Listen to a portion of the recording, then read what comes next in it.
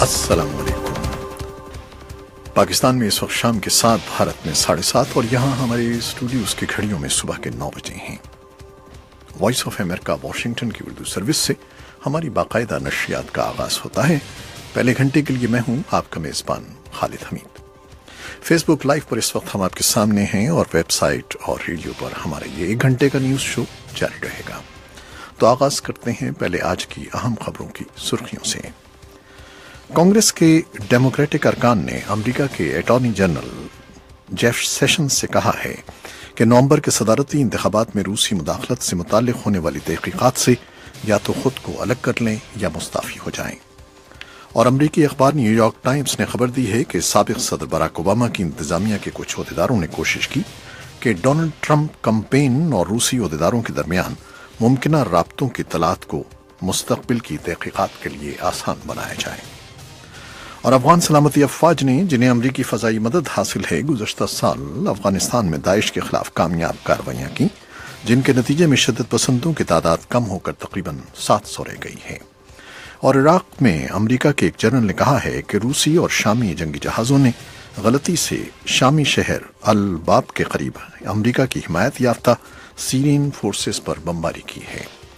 اور ملائیشیا کے حکام کم جونگ نام کی ہلاکت کے واقعے سے متعلق زیر حراست شمالی کوریا کے شہری کو رہا کرنے کے بعد ملک بدر کرنے کی تیاریاں کر رہے ہیں۔ اور پاکستان سے یہ رپورٹ۔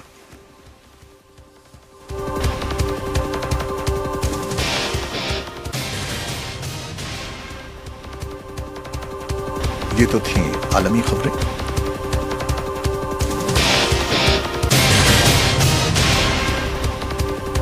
اور پاکستان سے ہمارے پاس جو رپورٹیں ہیں ان میں وزیر اعظم نواز شریف کی سربراہی میں ہونے والے وفاقی کابینہ کے اجلاس میں وفاق کے زیر انتظام قبائلی علاقوں فاٹا سے متعلق خصوصی کمیٹی کی طرف سے پیش کردہ اصلاحات کی منظوری دے دی ہے۔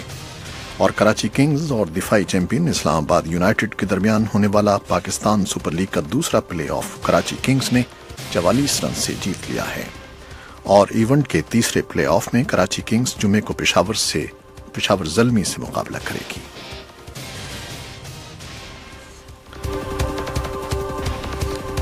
اور اب خبریں تفصیل کے ساتھ۔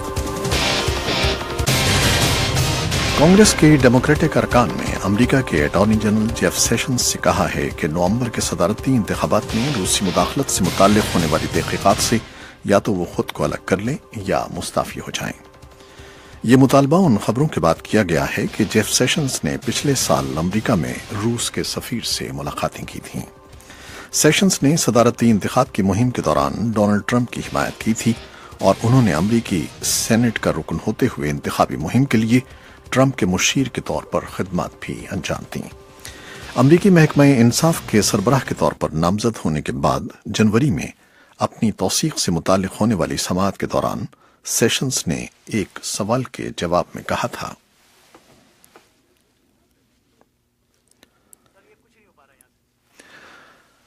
کچھ تکنیکی خرابیاں ہیں جس کے باعث ہمارا کنٹرول روم سے رابطہ صحیح نہیں ہو رہا۔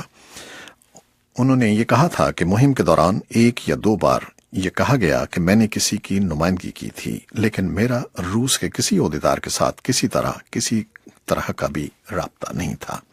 یہ تھے جیف سیشنز کے الفاظ۔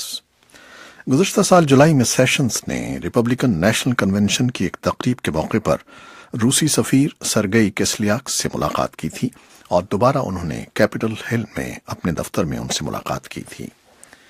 محکمہ انصاف کی ترجمان سارا اسگور فلورس نے کہا کہ سیشنز نے اپنی توثیق کے دوران حلف پر دیے گئے بیان میں قطعی طور پر کوئی غلط بات نہیں کی۔ سماعت کے دوران صدارتی انتخاب کی مہم کے دوران ٹرمپ اور روس کے درمیان رابطے کے بارے میں پوچھا گیا تھا، نہ کہ ان کی ملاقاتوں کے بارے میں جو انہوں نے بطور سینیٹر اور آرمڈ سروسز کمیٹی کے رکن کے طور پر کی تھیں۔ سیشن کی طرف سے بعد ازاں جاری ہونے والے ایک بیان میں کہا گیا کہ انہوں نے کبھی بھی مہم کے معاملات پر بات کرنے کے لیے کسی بھی روسی عہدیدار سے ملاقات نہیں کی تھی۔ امریکہ کا وفاقی تحقیقاتی ادارہ FBI امریکہ کے انتخاب کو نقصان پہنچانے کی مبینہ روسی سرگرمیوں اور ٹرمپ کی مہم اور روسی صدر پوٹن کی حکومت کے درمیان کسی ممکنہ رابطے کی تحقیقات کر رہا ہے۔ دوسری طرف سینٹ کی انٹیلیجنس کمیٹی اپنے طور پر بھی اس معاملے کی انکوائری کر رہی ہے، جبکہ ایوان نمائندگان کی انٹیلیجنس کمیٹی نے بدھ کو اپنی تحقیقات کے طریقہ کار کا اعلان کیا تھا۔ اور امریکی اخبار نیو یارک ٹائمز نے خبر دی ہے کہ سابق صدر براک اوباما کی انتظامیہ کے کچھ عہدیداروں نے کوشش کی کہ ڈونلڈ ٹرمپ کمپین اور روسی عہدیداروں کے درمیان ممکنہ رابطوں کی اطلاعات کو مستقبل کی تحقیقات کے لیے آسان بنایا جائے۔ اخبار کا کہنا ہے کہ اس کی یہ خبر آدھے درجن سے زیادہ موجودہ اور سابق عہدیداروں کے بیانات پر مبنی ہے، اور ان میں سے کچھ کا کہنا تھا کہ وہ اس کے مواد پر توجہ دلانے اور کانگریس کی طرف سے اس کی مناسب تحقیق کو یقینی بنانے کے لیے بات کر رہے ہیں۔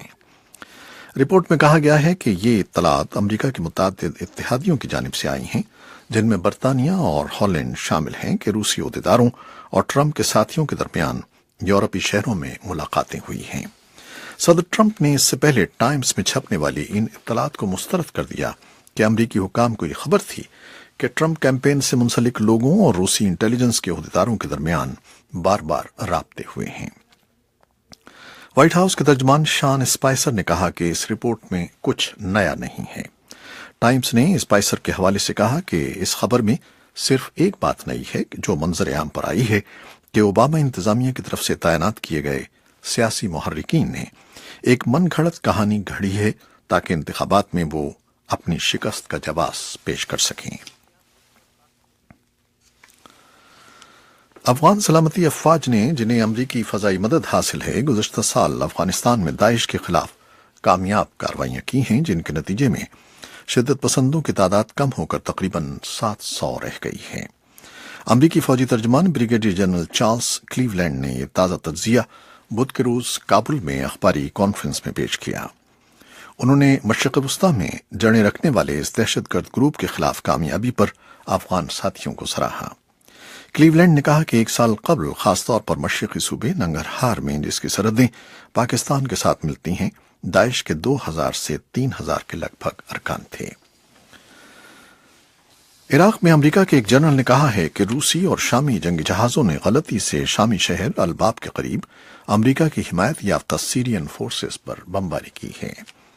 جس جگہ بمباری کی گئی اس سے تھوڑے ہی فاصلے پر امریکی فوجی بھی موجود تھے۔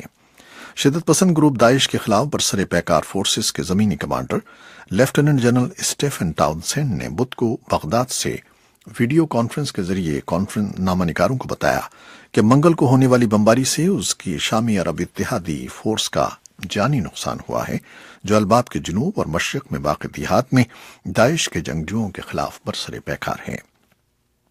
انہوں نے شامی فورسز سے کہا کہ وہ اس واقعے میں ہونے والے جانی نقصان کی تفصیل سامنے لائیں۔ اور اب پاکستان سے یہ خبر ہے۔ پاکستان کی وفاقی کابینہ نے ایسی اصلاحات کی منظوری دی ہے جس کے تحت قبائلی خطہ حکومت کے کنٹرول میں آ جائے گا۔ یہ اصلاحات قبائلی خطے کے صوبہ خیبر پختونخوا میں ضم کیے جانے کے بعد 5 سال کی مدت میں نافذ ہوگی۔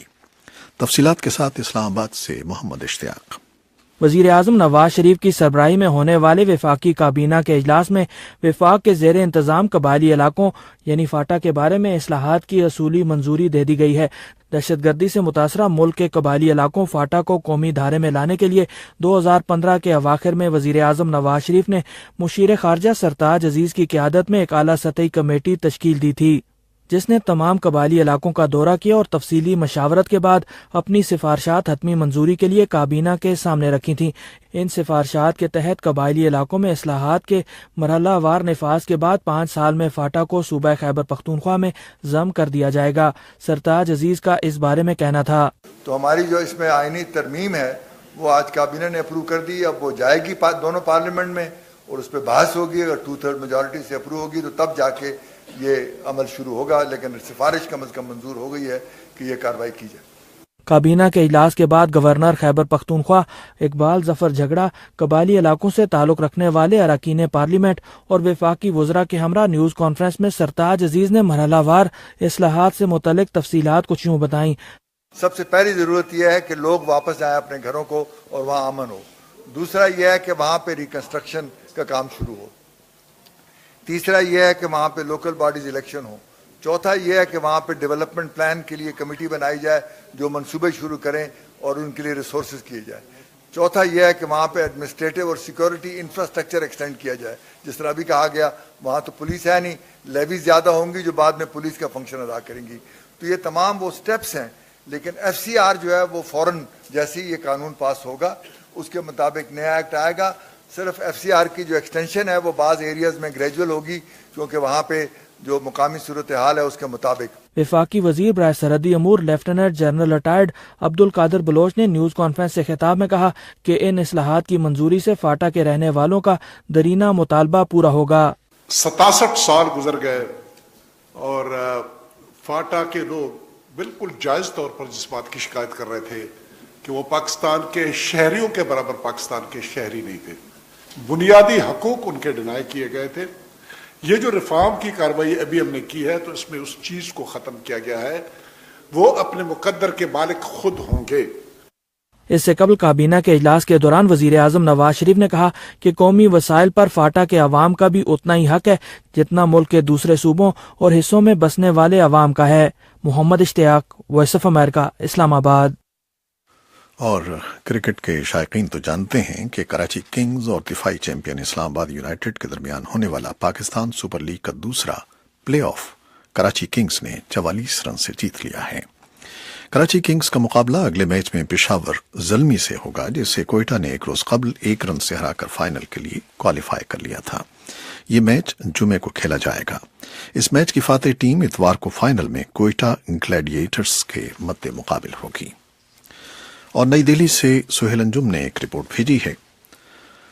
भारत के वजीर आजम नरेंद्र मोदी के इस मौसम गर्मा में इसराइल के दौरे से पहले भारतीय कौमी सलामती के मुशीर ने यरूशलेम में इसराइली ओहदेदारों से बातचीत की है। इसकी तफसीलात नई दिल्ली से सुहेल अंजुम की इस रिपोर्ट में। कौमी सलामती के मुशीर अजीत डोभाल ने, जो कि इस वक्त इसराइल के 2 रोजा दौरे पर हैं, जुमेरात के रोज यरूशलेम में इसराइली वजीर आजम और हुकूमत के अहलकारों के साथ बातचीत की। उनका ये दौरा इन साल मौसम गर्मा में वजीर आजम नरेंद्र मोदी के दौरे इसराइल से मुतल्लिक तैयारियों के सिलसिले में हो रहा है। नरेंद्र मोदी अगर वहां का दौरा करते हैं तो वो इसराइल जाने वाले पहले भारतीय वजीर आजम होंगे। दोनों मुल्कों के माबैन गुज़श्ता 25 वर्षों से सिफारती ताल्लुकात चले आ रहे हैं। हुकूमत के अहलकारों के मुताबिक अजीत डोभाल ने वजीर आजम मोदी के दौरे के सिलसिले में तबादला ख्याल किया। खबर रसा एजेंसी PTI ने हुकूमत के जराये के हवाले से खबर दी है कि वजीर आजम जून में इसराइल का दौरा कर सकते हैं। हालिया बरसों में दोनों मुल्कों के माबैन ताउन और आला सतही दौरों में इजाफा हुआ है। सदर प्रणब मुखर्जी ने अक्टूबर 2015 में इसराइल का दौरा किया था और वहां की पार्लियामेंट से खिताब भी किया था। वजीर खारजा सुषमा स्वराज भी गुज़श्ता साल इसराइल का दौरा कर चुकी हैं। दोनों मुल्कों में बढ़ते ताल्लुकात को यहाँ के तजियाकार फिलिस्तीन के ताल्लुक से भारत की पॉलिसी में तब्दीली के तौर पर देख रहे हैं। एक सियासी तजियाकार और मुस्लिम पॉलिटिकल काउंसिल के सदर डॉक्टर तस्लीम रहमानी ने वॉइस ऑफ अमेरिका से बात करते हुए कहा कि बीजेपी ने कभी भी फिलिस्तीनियों के हक खुद इरादियत को तस्लीम नहीं किया और अब वो इक़्तिदार में है, लिहाजा फिलिस्तीन के ताल्लुक से भारतीय हुकूमत की पॉलिसी काफी कुछ बदल चुकी है। अब जो सरकार आई है ये हमेशा से राइटिस्ट विंग की सोच की सरकार रही है, जो फलस्तीनियों के हक को कभी भी जिसने तस्लीम नहीं किया। ये जमात जो यहाँ हुक्मरान अभी है भारतीय जनता पार्टी, इसमें और इससे पहले जनसंघ ने कभी फलस्तीनियों के हक में खुद इरादियत को अच्छी नजर से देखा ही नहीं था। अब वो बजाते खुद सरकार में आ गए हैं, तो इसलिए उन देरीना ताल्लुकात को आश्कार भी कर दिया गया। पिछले दिनों मिनिस्टर के बाद उनके सदर का भी यहाँ दौरा हुआ और उन्होंने बहुत उम्मीदें जाहिर की थी कि हिंदुस्तान और इजराइल के ताल्लुकात में बेहतरी होगी। खुद हमारे सदर जमहूरिया वहाँ का दौरा कर चुके हैं हाल ही के दिनों में। अब वजीर आजम का वहाँ जाना इस बात को जाहिर करता है कि ये ताल्लुकात महज इक्तसादी उमूर पर ही नहीं है, बल्कि अस्करी उमूर पर भी ये ताल्लुकात मजीद रोज अफजू होंगे। और ये बात पहले से मालूम है, सब जानते हैं कि हम सबसे बड़ी तादाद में हथियार इसराइल से पहले भी खरीदते रहे हैं। सबसे बड़ा हमारा सेलर इसराइल रहा है। तस्लीम रहमानी का ये भी कहना है कि भारत और इसराइल में पहले भी खुशगवार ताल्लुकात रहे हैं, अलबत्ता उनको खुफिया रखा गया था। भारत और इसराइल के माबैन 1992 में सिफारती ताल्लुकात कायम हुए थे।